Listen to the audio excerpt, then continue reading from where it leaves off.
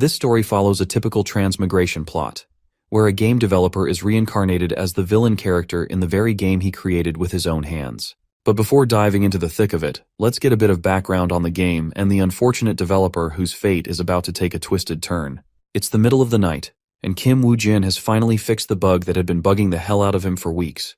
He just finished the game route of a side character known as Decolane von Grahan Euclean. Decolane is one of the intermediate bosses in the game and a named villain. There were countless errors Woo-jin had to fix because he needed to optimize the game so that no matter what route the player chose, Deculane's death was inevitable. Just as he's done grinding his ass off to complete the work, his ex walks in. She also happens to be the team leader of the development team. Woo-jin had a good time with her when they were together, but their relationship grew distant as their personalities clashed. While he was a lazy ass who did nothing but procrastinate, she was a workaholic.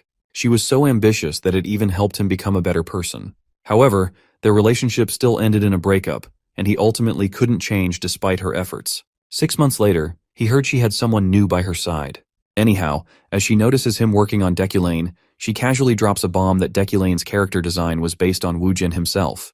Even Deculane's traits and skills perfectly complemented Woo-jin's personality. She suddenly notices her boyfriend waiting outside, so she leaves.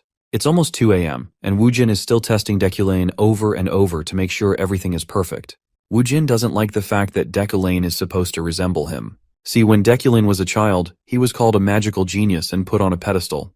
But in reality, he was more midcore than anyone could have. His arrogance and noble background shaped him into someone with the worst personality. Deculane's character is so twisted that even calling him human would be a compliment. As the story progresses, Deculane is supposed to get stronger, and throughout the game, he is surrounded by people who love to hate him.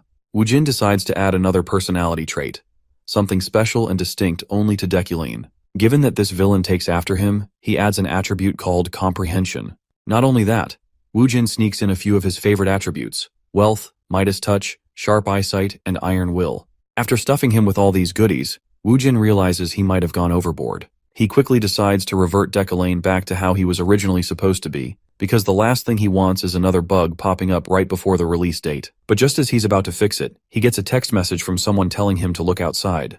When Woo-jin does, he sees a massive hole in the sky. The last thing he remembers is a lightning strike descending toward him. In the next moment, he wakes up inside the very game world he created. It's already been a few days since he possessed the body of Deculane, a man fated to die no matter what.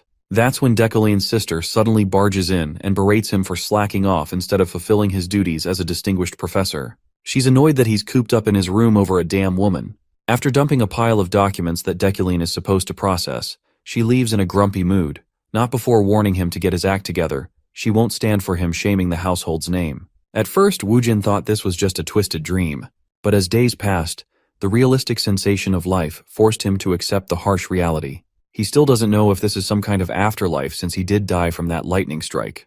Whatever the case, one thing is certain: he has now literally become the villain of the game he once developed. Decolane von Grahan Euclean. If you've forgotten, let me remind you, he's the middle boss in the game.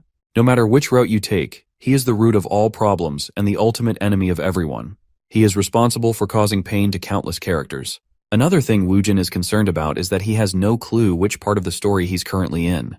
The only thing he knows is how much mana he possesses. Even so, he has no idea how fast it runs out. He's not joking when he says that everyone, including himself, tested the game around 1,000 times during development, and this character only barely survived once. Deculane was created solely to die and serve his purpose as the middle boss. Woo-jin then glances at the documents Deculane's sister threw at him before storming out. Her name is Yariel von Grahan Euclean, Deculane's half-sister, and the one currently serving as the head of House Euclean in his stead. And it just so happens that Deculane doesn't share a typical sibling bond with her. Deculane also has a fiancée, and her name is Julie. Given how Yariel mentioned Julie in such a bad tone, Woo-jin suspects something must have happened between him and her. The document in his hand turns out to be a contract.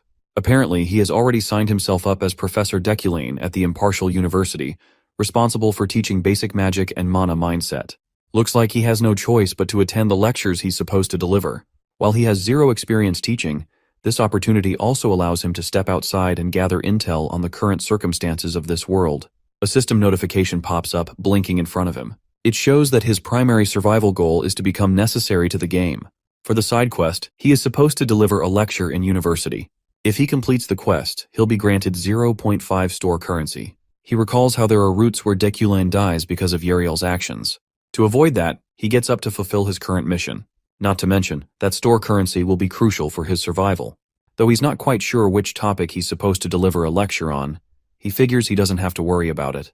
After all, he has the comprehension skill he added before being transmigrated into the game. This attribute helps him understand literally anything. The only thing he needs is a little mana to activate it.